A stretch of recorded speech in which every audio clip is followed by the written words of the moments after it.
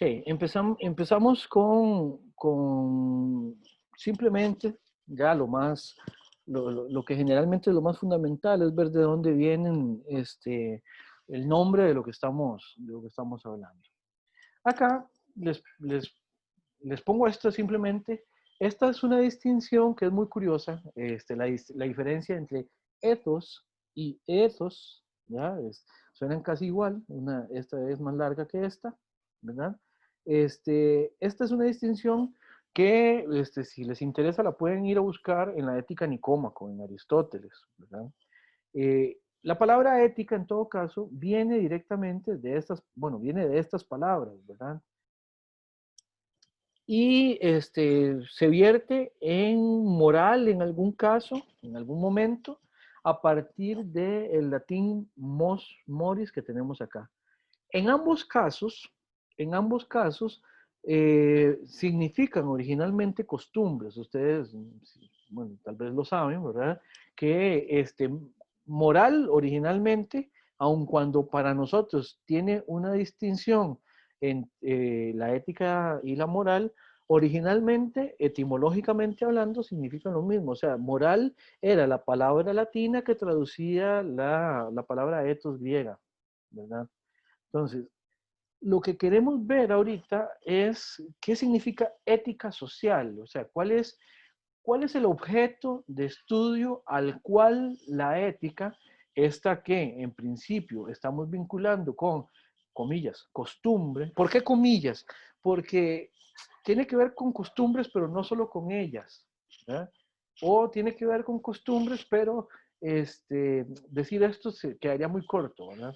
Pero bueno, el objeto de la ética, el problema al cual se centra la ética, bueno, eso es lo que queremos ver hoy. Y además, la ética de este curso tiene un apellido, ¿ya? ¿Qué significa que esta ética tenga este componente además, que es el componente social, ¿verdad?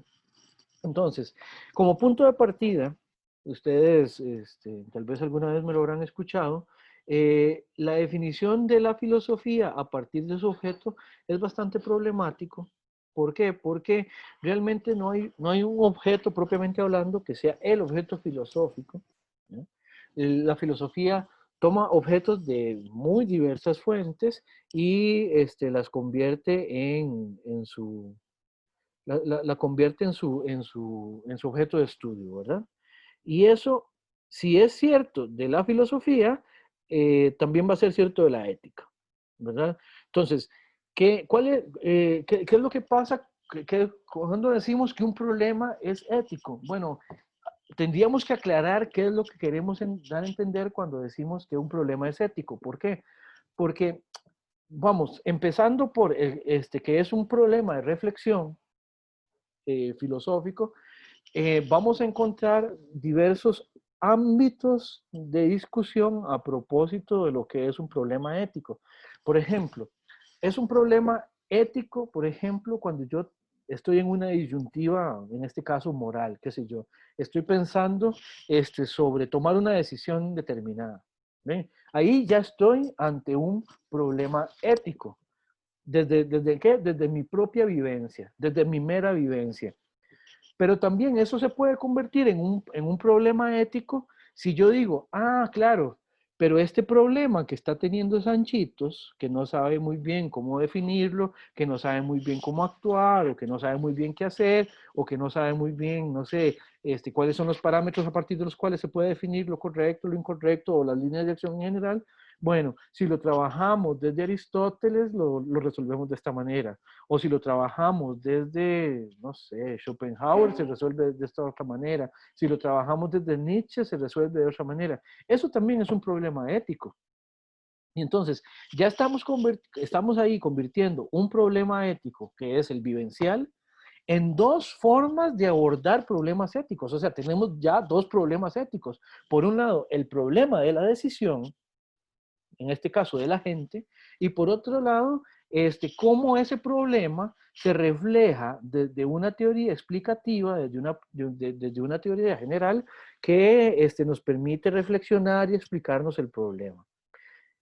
Ahora, Incluso ese mismo problema o la teoría o al individuo, yo los puedo problematizar desde una teoría que diga, bueno, y yo puedo comparar sistemas éticos.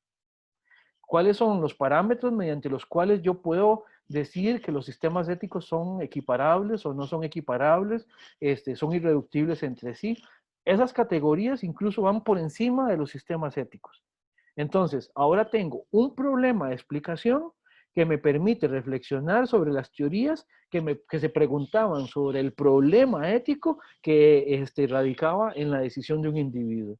Ya ahí tenemos tres niveles. Espero estarme dando a entender. Si no, si tienen alguna duda o consulta, por favor, un comentario. Sí se está entendiendo. Bien, entonces lo que vamos a ver es cómo esto de la ética está tanto en la vivencialidad como en la reflexión sobre esa vivencialidad. En ese sentido, la ética como parte de la filosofía es siempre una acción de segundo momento. La reflexión siempre es de segundo momento. ¿Por qué? Porque, bueno, la reflexión parte de un objeto que es anterior a ella. Es lo que dice aquí abajo. Hay fenómenos éticos o morales previos a su explicación. O sea, nosotros primero hicimos cosas y hasta después de que los seres humanos hacíamos cosas, empezamos primero a darles un contenido simbólico y después a explicarnos ese contenido simbólico o a preguntarnos por ese contenido simbólico. Y ese contenido simbólico puede ser también ético y puede ser moral. ¿Se entiende? Ok.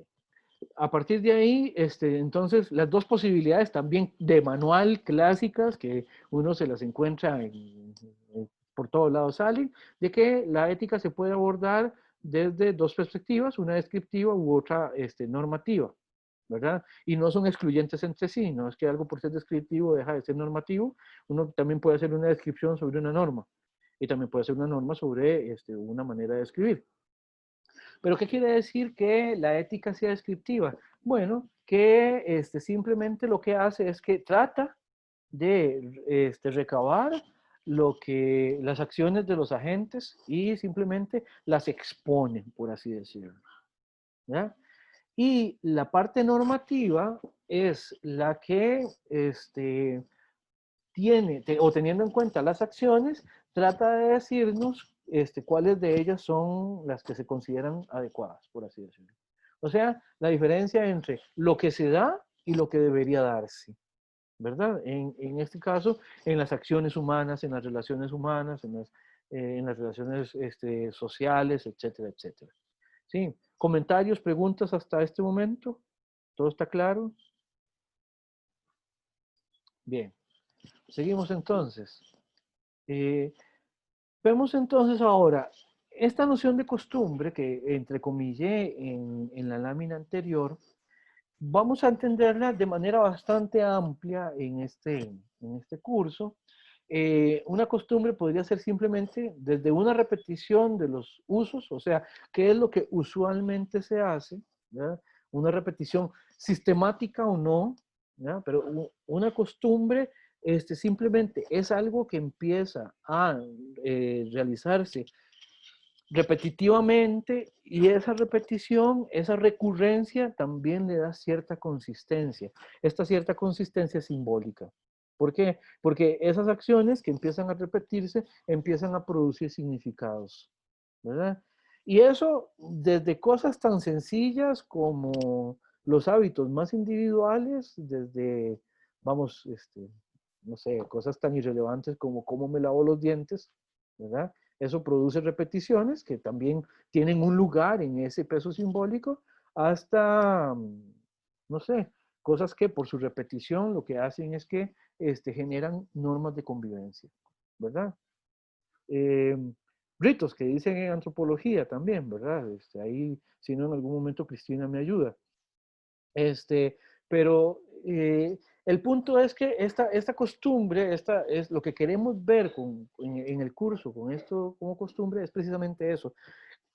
¿Cómo es que podemos analizar esos fenómenos actitudinales en las acciones de los agentes que sabemos que están allí y que podemos observar, que podemos analizar y sobre los cuales podemos reflexionar. Esto nos lleva también a pensar en la sociabilidad como un conjunto de hábitos, usos y costumbres, o sea, cómo esto va generando también de alguna manera este, posibilidades de relación, ¿verdad? Posibilidades también de confrontación, etcétera, etcétera. Eso estaría dentro de las variables de este ámbito de la sociabilidad, ¿verdad?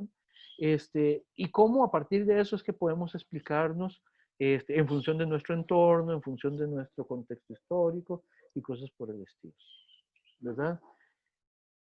Estas dos cosas de las que estoy hablando acá remiten al hábito en el sentido de que está relacionado también con una práctica, con una acción, con algo que se hace, con cosas que hacemos recurrentemente, con cosas que hacemos repetitivamente. Sí. ¿Preguntas hasta este momento? Bueno, seguimos. En este sentido, la ética como parte de la filosofía eh, es un modelo que nos permite reflexionar teóricamente. Y en este sentido, la ética, tal como la estudiamos en filosofía, apela a la razón, o sea, es básicamente una explicación, es básicamente ¿cómo decirlo? Un entorno discursivo que nos permite acercarnos, digamos, explicativamente a estos fenómenos que llamamos acciones y a sus posibilidades, ¿verdad? Hay un montón de temas conexos y de lugares conexos. Hay un montón también de otros saberes que no son estrictamente filosóficos o solamente filosóficos, que también entran aquí a colación, como decían las compañeras más temprano, sociología, antropología, derecho, incluso religión, se pueden relacionar acá con esto de la ética, ¿verdad? La ética, primero, no se agota en sí misma, porque es evidente que se nutre también de todo este contexto cultural, religioso, legal, todo eso influye también, y no se agota en sí misma, también quiere decir que la ética también tiñe esos otros ámbitos, ¿verdad? Además, dependiendo cómo sea la explicación que uno quiera hacer, uno puede encontrar nexos que vayan en esas direcciones. O sea, desde la ética podemos explicar cosas como la cultura, como la religión, como el mismo derecho, como los, los ritos de iniciación, cosas por el estilo, o también podemos hacer la explicación inversa, ¿verdad? Tomamos los ritos de iniciación, la religión y todo esto, y desde ahí nos remontamos para también explicar la ética, ¿verdad? Aquí no se vale hacer la pregunta aquella de qué es primero, o al menos no nos interesa ver cuál es el fundamento. Si la ética es el fundamento de otras cosas, si otras cosas son el fundamento de la ética, o cómo es que se fueron fundamentando juntos. Eso ahorita no nos interesa. Es una discusión fascinante, dicho sea de paso, pero el punto es, aquí lo que nos interesa es simplemente ver cómo estas relaciones nos dan contenidos, nos dan criterios, nos dan parámetros, nos dan insumos para discutir, de nuevo, reitero, sobre individuos, sobre sujetos y sobre sociedad. Ahora, aquí hay que tomar en cuenta también que las acciones... Oh, claro, adelante, por favor. Este, ahorita mencioné algo sobre el accionar de la humanidad como ética social. Uh-huh. En Ajá. sí, o sea, ahí habla de moralidad, pero en ese aspecto es donde entra lo que menciona como ética, o sea, estudiar el comportamiento de la humanidad moralmente a través de la ética. El punto es, lo que estoy tratando de presentar ahorita es que nuestras preocupaciones en ética van desde cómo es que nosotros individualmente resolvemos la decisión sobre ciertas acciones Y eso, digamos, lo podemos ir ampliando, lo podemos ir proyectando al grupo, digamos, a los grupos que se forman de individuos y porque esos grupos de alguna manera terminan siendo condicionantes, condiciones de posibilidad, podríamos decir, digamos, de las mismas acciones de las que hemos venido, de las que hemos venido hablando. Entonces, en ese sentido, ética social es, desde la perspectiva que estamos tratando de plantear en el curso, es fijarnos en cómo es que hacemos esos tránsitos que van desde lo individuo hasta el grupo, qué significa que las cosas vayan en esa dirección, del individuo al grupo, qué significan que vayan del grupo al individuo, qué significa ese tipo de relaciones. ¿Se entiende, Lincoln? Sí, profe. Ok, perfecto. ¿Alguna otra pregunta? Ok, lo que decía es que también la ética tiene que ver no solamente con la razón, aunque desde el punto de vista filosófico, obviamente la explicación filosófica se fundamenta en la razón, pero también tenemos que entender que los agentes tienen pathos, tienen esta pasión, tienen también estos vínculos que son vínculos simbólicos también y que también condicionan su actuar, ¿verdad? En ese sentido, los afectos son importantes, por supuesto, ¿verdad? Aquí podríamos traer a colación a Spinoza, por supuesto, pero el punto es cómo es que esto se construye y cómo es que esto nos permite explicar ciertas cosas. Bien, veamos una lámina más y las últimas dos las dejamos para la próxima sesión.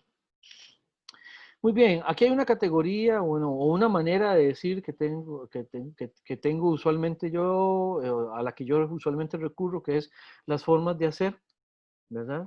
Y por formas de hacer, vamos a entender esa manera en que se resuelve, entre comillas, o sea, en que una acción se, se, se, en que se toma la decisión a propósito de una acción, en que se lleva a cabo una acción. ¿Ya? O sea, ese resolver puede significar muchos otros verbos, ¿verdad? Formas de hacer se relaciona también con un espectro muy amplio de la acción, ¿verdad? Desde lo, desde lo que uno hace usualmente en su cotidianidad, pero en su individual cotidianidad, hasta en lo formalmente establecido, ¿verdad? Como les decía ahora, podemos hablar de formas de hacer desde cómo me baño hasta por qué es importante las normas de higiene. Por ejemplo, ahora en cuestiones de pandemia, los protocolos de higiene se convierten también en algo ya no solo formal, sino también normativamente establecido. Algo tan sencillo como que si uno tiene una sintomatología que implica una restricción de que uno salga de la casa, si uno sale, pues puede ir a la cárcel. Cosas como eso, ¿verdad? Y uno podría decir algo que habitualmente no se sale del ámbito meramente personal o individual. Entonces, para que vean cómo los individuos hacen sociedad y generan sociedad en condiciones que son también variables, son complejas y que hay que saber observar y hay que saber entender. Ahora, en esto que les decía más temprano a propósito de que la ética puede fijarse, por un lado, en lo que tiene que ver con la acción individual y con lo que tiene que ver también con cómo explicamos esa acción individual, hay esta famosa dicotomía entre teoría y praxis, ¿verdad? Entre lo que se dice, entre lo que se teoriza sobre las acciones de los agentes y lo que los agentes hacen, ¿ya? Ahí vamos a entrarle al formalismo moderno cuando veamos Cortina, especialmente mucho tirando a Kant. No porque vayamos a trabajar Kant en el curso, sino porque Kant nos sirve como un ejemplo tipo de este formalismo actuando, ¿verdad? Pero si se quiere, cuando decimos el formalismo kantiano es simplemente para decir ese formalismo que fue posible en la modernidad por las razones que podemos esgrimir también acá en clase. O sea, En este sentido, pues, formalismo kantiano no me importa, o sea, quítenle el kantiano, simplemente hablemos del formalismo y lo ponemos en relación una vez que lo usemos, ¿verdad? Y eso me interesa bastante. Ahora, hay otra dicotomía, que es la dicotomía individuo-sujeto, que también es importante, en el sentido de que se diferencia lo que es privativo de un individuo en frente de lo que es universal en un individuo. Lo privativo de un individuo es aquello que aplica solo por el individuo, solo para ese individuo, ¿ya? Y lo universal es más bien lo que comparte ese individuo con los demás individuos a partir de los cuales podemos hacer una clase, ¿verdad? Este, Aquí simplemente les pongo este ejemplo, que es un ejemplo también bastante recurrente en mi caso, de que propiamente hablando hablamos de sujetos a partir de la modernidad. En la antigüedad clásica no había sujetos, había individuos, pero no sujetos. Y aún así, en la antigüedad clásica lo que valía eran los individuos, pero de una manera bastante despersonalizada. El otro día hablaba un antropólogo de que no es sino por ahí, como por ahí del siglo tercero, creo que siglo tercero antes de Cristo, que se empezaron a hacer representaciones de individuos específicos. Digamos, ya ahora sí tenemos un, qué sé yo, un mosaico que retrata específicamente a fulano de tal. Antes lo que se retrataban eran individuos, pero que más bien eran individuos tipo. Por eso se retrataban más bien a los héroes, ¿verdad? No se retrataba a Sanchitos. Es evidente que Sanchitos no es un héroe, ¿verdad? Pero, bueno, sí, en la antigüedad clásica a Sanchitos no lo habían retratado. Ellos retrataban gente que realmente era importante. Entonces, de pronto, qué sé yo, también hay condiciones materiales que empiezan a hacer posible eso. A partir de que hay ciertas condiciones materiales, entonces, qué sé yo, alguien que gozaba de cierta opulencia, podía darse el lujo de pagar porque lo representaran en un retrato, por ejemplo. En un retrato, en un mosaico, en un lo que sea. ¿Ven? Eso también nos da cierto material para hablar a propósito de esta contraposición entre el individuo y el sujeto. ¿Cuál va a ser el valor de hablar y hacer explicaciones en función individual y cuál va a ser el valor de hacerlo en relación con lo subjetivo? Eso lo vamos a ir viendo en relación con el curso. Y por último, ahí está. Vean que, por ejemplo, en la antigüedad, el individuo es parámetro ¿de quién? De sí mismo, ¿verdad? Eh, ¿Qué quiere decir esto? El individuo se norma a sí mismo y los mandamientos externos obviamente tienen alguna validez, pero nunca más que la validez de sí mismo. Por ejemplo, Sócrates decide beber la cicuta, aun cuando tiene la opción de irse. Aquí hay una relación muy interesante, ¿verdad? Sócrates sabe además que como individuo queda completamente anulado fuera de su contexto, ¿verdad? Pero en última instancia, Sócrates asume, interioriza, introyecta, diría Marcuse, la normativa del grupo, la normativa social, y llega un momento en que ya ni siquiera necesita que las leyes le digan qué hacer. ¿Por qué? Porque él también toma la decisión de asumir el castigo, él también toma la decisión de terminar con su vida, ¿verdad? ¿Por qué? Porque bueno, ya no tendría sentido, digamos, seguir oponiéndose, eso ustedes lo pueden ver en el Critón, pero el punto es, el individuo es su propio criterio, ¿verdad? En cambio, en Kant, el que es el criterio es el sujeto, el parámetro es el sujeto, ¿ya? No importa lo que el individuo particularmente piense de sí, sino cómo es que cómo es que el sujeto funciona en la medida en que cualquier otro pueda funcionar análogamente. Pero bueno, eso lo discutiremos en su momento, ¿verdad? Ya lo veremos acá con el problema de la libertad. Dicho sea de paso, el curso parte del hecho de que hay capacidad de decisión. En ese sentido es un curso ingenuamente optimista, es un curso que cree en que, en que de verdad hay agencia moral, ¿verdad? Por eso no vamos a leer Spinoza, digamos, en el sentido de que eso de que la agencia se queda en conocer las causas no es lo que queremos discutir aquí, ya después lo podemos ver, ¿verdad? Obviamente, pero sí, partimos del hecho de que hay la capacidad de tomar esa decisión. Es un supuesto fuerte en el curso. Digamos, si algún espinociano matriculó el curso, pues la discusión va a estar bonita, ¿ya? Ya veremos ahí cómo se decanta eso. Podemos quedar aquí con la cuestión de la materia. Me gustaría ya nada más para el cierre preguntar un par de cosas. La primera es, el contenido de lo que acabamos de ver, ¿quedó claro? Hay algo que es bastante básico en todo caso, pero quisiera saber si hay alguna duda que les haya quedado, con todo gusto en este momento. ¿Todo bien, como dicen ahora? A mí me quedó bastante claro. Ok, muchas gracias. Muy claro, profe. Muy bien. Profe, Dígame.